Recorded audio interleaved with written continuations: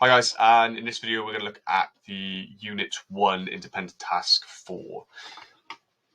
So usual things, you should have had a go at these 5 questions already, and you should have got to a certain level of support. Now, just a quick reminder, okay, if you didn't need any support and you just did the whole question, that's excellent. Just keep that in the background, ticking over a little bit. If you get into level 1 or level 2, then that is something that requires a little bit of work.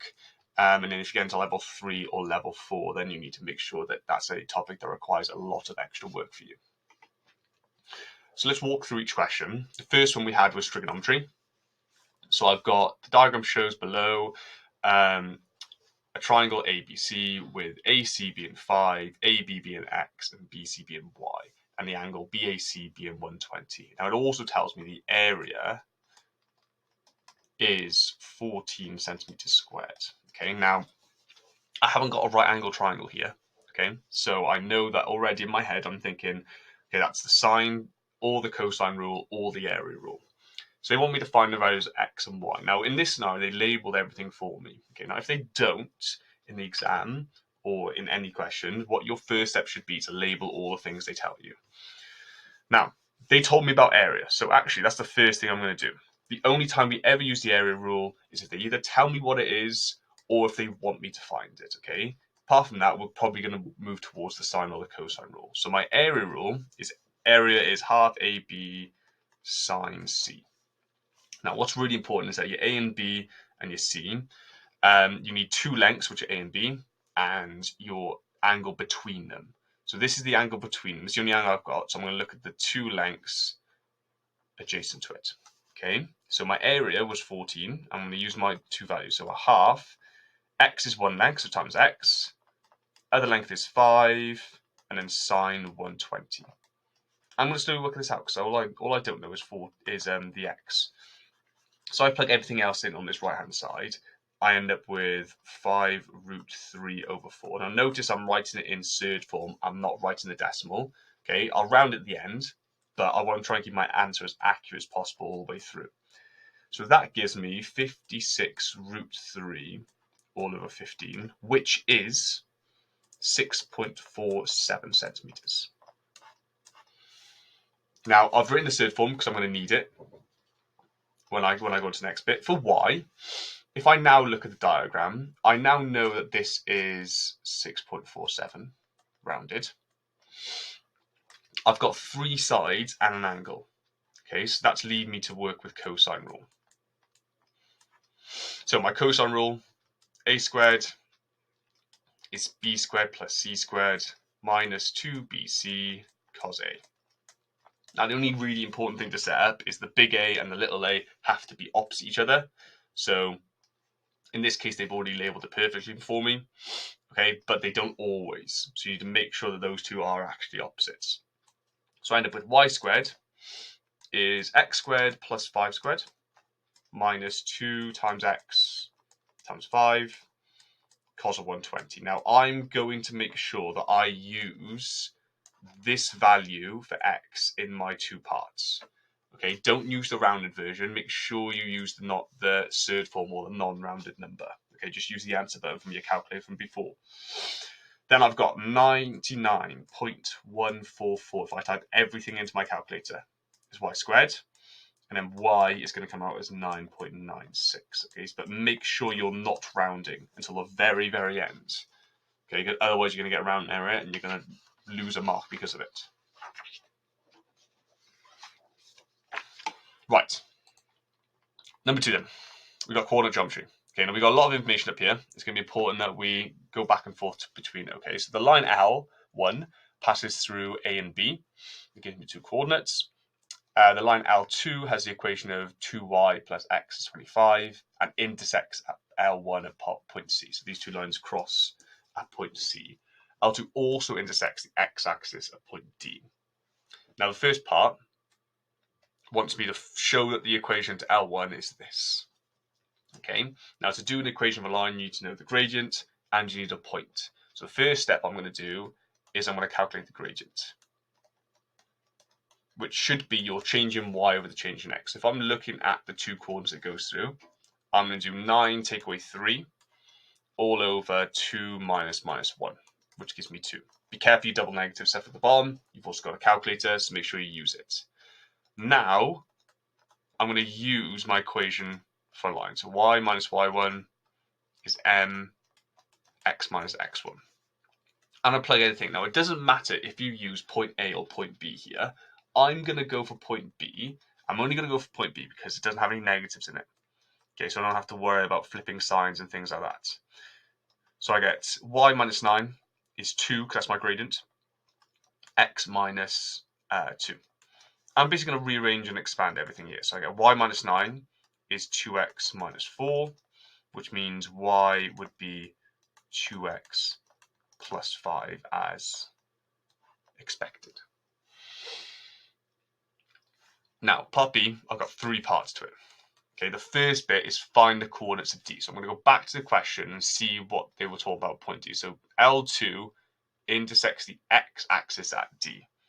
Okay, so a little factor we need to remember is that on the x-axis, y should equal 0. Okay, so I'm simply going to sub 0 into L2. Make sure you're using the right equation. So that's this equation by here. So that's 2 times nothing plus x is 25. So x must be 25. Therefore, D would equal 25, 0.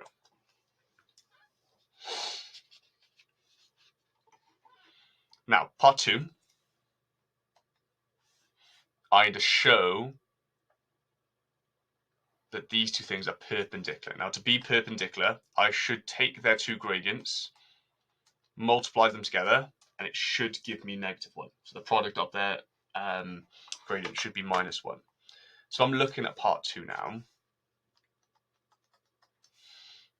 If I look at L1, okay, L1 is in this format, which I just found. So nice and easy, M1 should be 2. Okay, now if I look at line 2, it's currently in a slightly different format. It looks like this.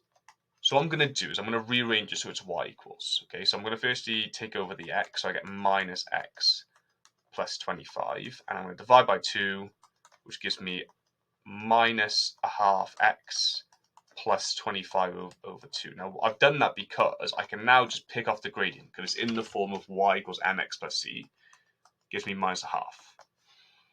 Now I'm going to times them. So if I do m1 times m2, which is 2 times minus a half, I get -1, which is what I want. So I'm going to write a little sentence at the end. Therefore, L1 and L2 are perpendicular.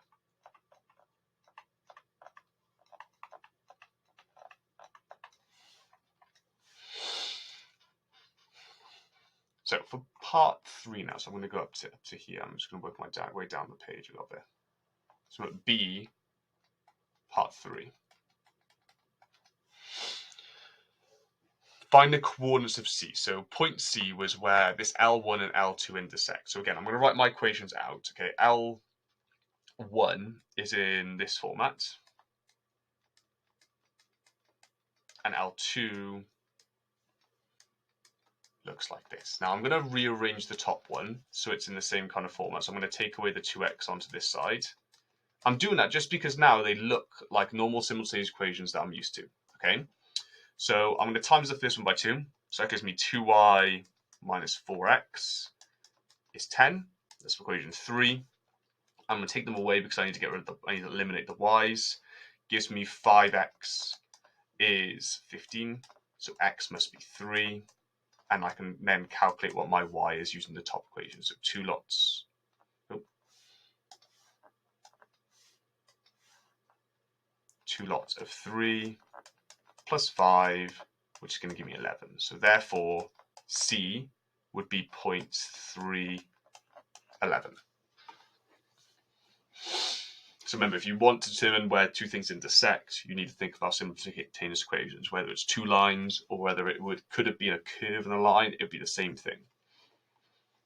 So I've got 2 more parts here. The first one is find the length CD. Okay, so if I draw, again, this line down here, question C. is I want the length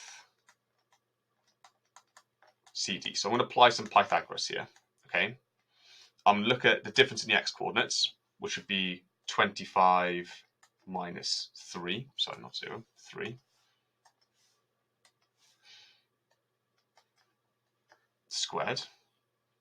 Plus the difference in the y coordinates. So I've got to start with the 0 because I start with the 25 minus 11 squared. And make sure you put brackets around things because obviously when you square them, they're going to come out as a positive. This comes out as 11 root 5 as my length. We underline some answers so I know they're there. So if you're thinking about lengths, think about using some Pythagoras with the coordinates. Now the final one's really tricky. And these little tricky questions can be quite common about making triangles and stuff. So we'll have a look at it. Calculate the angle ADB. Give your answer degrees correct, 1 decimal place. So what's really, really useful to do here is to draw a little bit of a diagram. Okay, so if I draw a little bit of a diagram and I understand where the points are and what I'm looking at, okay, it can help me massively. So first one is point D, which is down here. That would be 25, 0. Okay, then it's talking about point A and point B. Okay, so point A was minus 1, 3. So let's say A is about here-ish. It's point A. It's point D, sorry. Minus 1, 3. And point B was 2, 9. So say 2, 9 is about up here.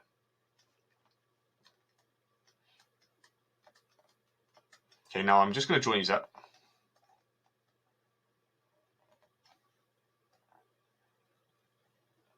Okay, there's a few different techniques I can use here. Now, what the really common mistake with this question was, people just assumed there was a right angle at B. Okay, which it doesn't say there is, and we know there's not because we know they're perpendicular, but they cross at C. So the right angle would be at C. Okay, whereas these aren't where they cross. Okay, so this isn't what I'm looking for. So let's think about the angle I want. I want to find ADB, which is this angle, this green angle down the bottom. Okay, now I don't know a lot about this triangle. However, I know it's not a right angle triangle. So again, my mind's going to, okay, let's think about you maybe using the sine rule or the cosine rule. I don't know anything else though at the moment, but I can work out all the lengths. Okay, so that's my first step. I'm going to do a length AB. I'm going to do the length AD. And I'm going to do the length BD. Get rid of that equal sign.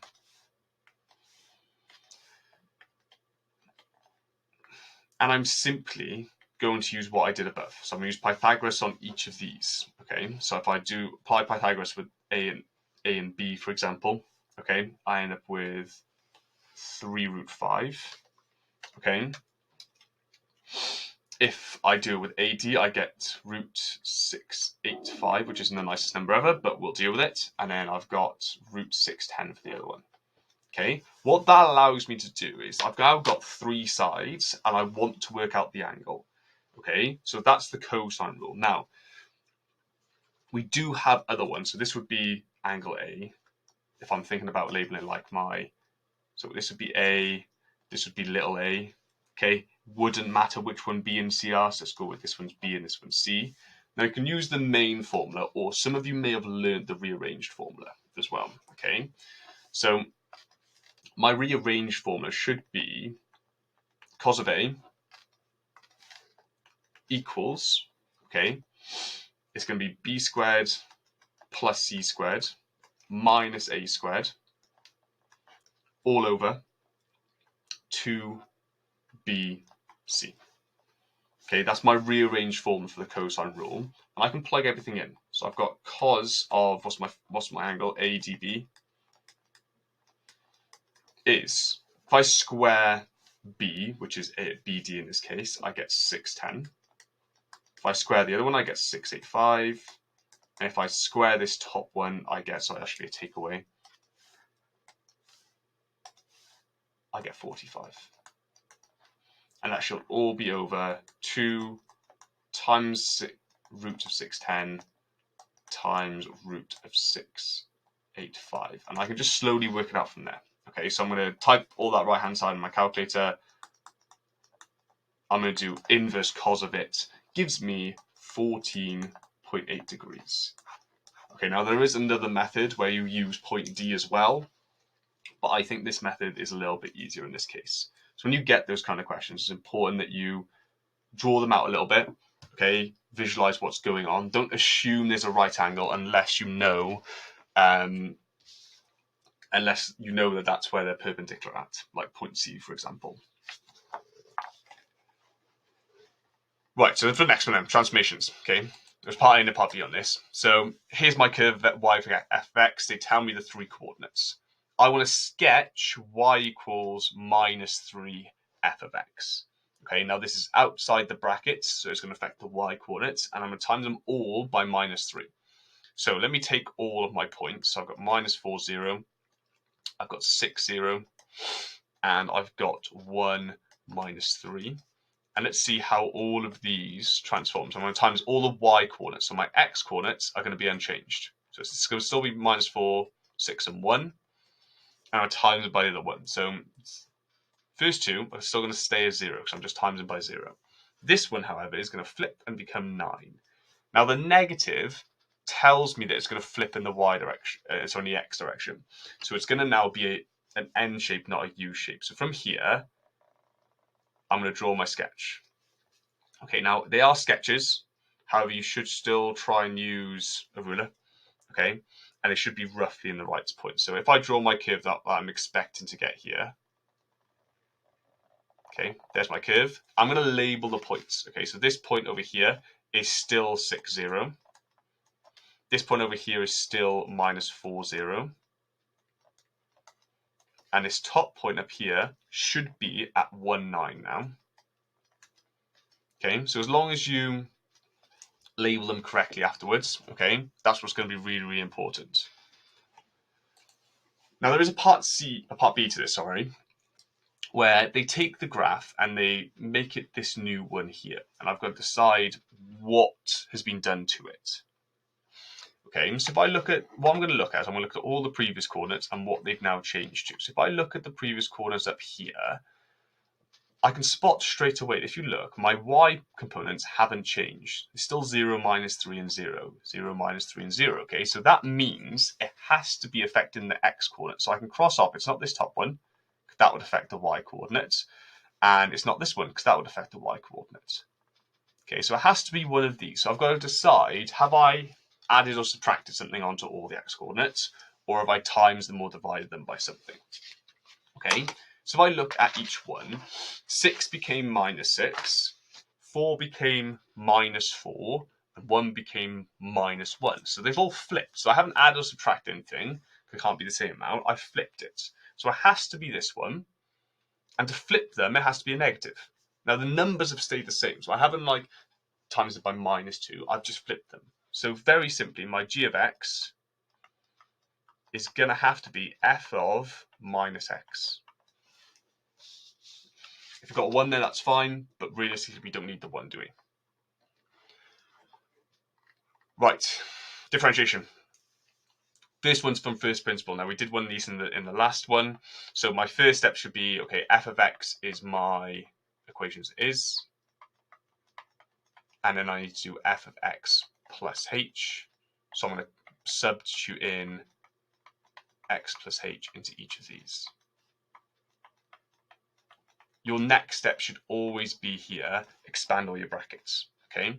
So I'm going to expand this and times it by 2, gives me 2x squared plus 4xh plus 2h squared minus 5x minus 5h. Okay, now from there, I'm going to use my really long formula. So dy by dx is the limit as h goes to 0 of f of x plus h minus f of x all of h. Okay, so I'm going to substitute now everything in. Yes, you need to write the limit as h tends to 0 every time. So I've got 2x squared plus 4xh plus 2h squared minus 5x minus 5h. Okay, I'm going to take away f of x, which is just 2x squared minus 5x. All of that, if I can draw a fairly straight line, is over h. Now, at this point, everything in the second bracket should cancel with something in the first, because you're taking them away. So the 2x squared, I'm going to take away from that one. This would make a plus over here, so those two would cancel out. So what I'm left with is 4xh plus 2h squared minus 5h all over h. Now you'll notice all the terms have h in them, so I can now divide them all by h. So let's get rid of 1 from each of them. So I've got the limit as h tends to 0 of 4x plus 2h minus 5. Okay, so I'm going to go as h goes to 0 at this point. What does dy by dx become? Well, anything with a h in it is going to disappear, so I get 4x minus 5 as my final answer, which if we use our quick method for differentiating, should show me the same answer. Now, part B, it doesn't say first principle, so I can just do it as normal, and it also wants it when x is 16, so I just substitute 16 in at the end. So I firstly got y equals 16 over 5 x to the quarter. That's fine. However, the second term, it's not as an indices as I want it, so that would become minus 1 as I bring the power up. Okay, now I'm going to differentiate. So make sure you change it into this format with fractions and negatives first. So usual things, I'm going to times by my power, I'm going to decrease my power by 1. Okay, so I'm going to times by a quarter here, gives me 4 over 5. Decrease it by 1 gives me minus 3 over 4. Okay, next one, if I times by minus 1, I'm going to get minus 48. X, I'm going to take away 1 from the power, gives me minus 2. Be careful with that one. Lots of people go to 0, okay, because they just see the 1 and they make a 0. Make sure you actually be careful with your negatives here. So now I need to do an x equals 16.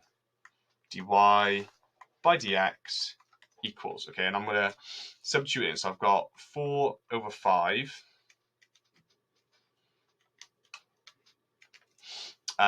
16 minus 3 over 4 minus 48 16 to minus 2. Okay, and I'm going to plug all that into my calculator. So let me do that now.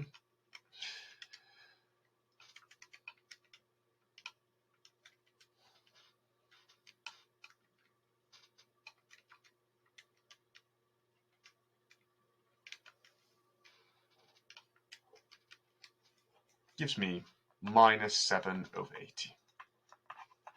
Not the nicest number ever, but it works. Okay. Right, the final question. The curve has an equation of this. The point P lies on the curve such that the tangent is given in this format. Now notice it's not y equals mx plus c, and it's not like that because if I look at this, I know what the gradient is already. Okay, the gradient there is 1 because there's a 1 in front of the x. That's really going to help me in a minute, okay? So I've got my y. I need to find the coordinates of c. So I've got y, which is a curve, this curve c here. Now, if I wanted to find the tangent, my first step would be try and find the gradient, which would be differentiating. So I'm going to do that. Okay, so with c, I'm going to do dy by dx. So if I differentiate each bit, 7 is going to go to nothing. 13x is just going to become 13, and minus 2x is going to be minus 4x, like that. So minus 2x squared, 2 comes down, decrease the power by 1. Now, I know the gradient is 1, which means dy by dx should equal 1. So if I do that, if I do 1, and I solve this, my 4x I'm going to take over to left, I'm going to take the 1 over to the other side, gives me x is 3. Okay, so I now need to find out what c is. So I basically just substitute in when x is 3 into this top equation, what should the y coordinate be? Okay, so I'm going to find the coordinate of P first. So when x equals 3, y equals 7 plus 13 lots of 3. minus 2 lots of 3 squared. Okay, which if I plug in gives me 28. So point P should be 328.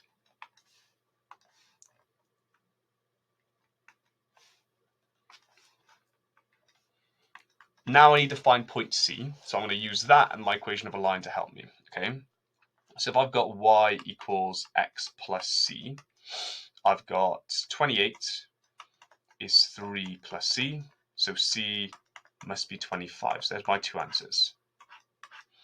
Okay, now the difficult bit about this question was spotting that your gradient here at the beginning is 1 of that line. That's the difficult part of that question. Once you've done that, you kind of just go through the motions. Okay, I'm going to differentiate, I'm going to sub my x value and find my y value, and I can go from there. Okay, so apart from that, make sure you've marked all of them, and I will see you in the next video. Thank you, guys.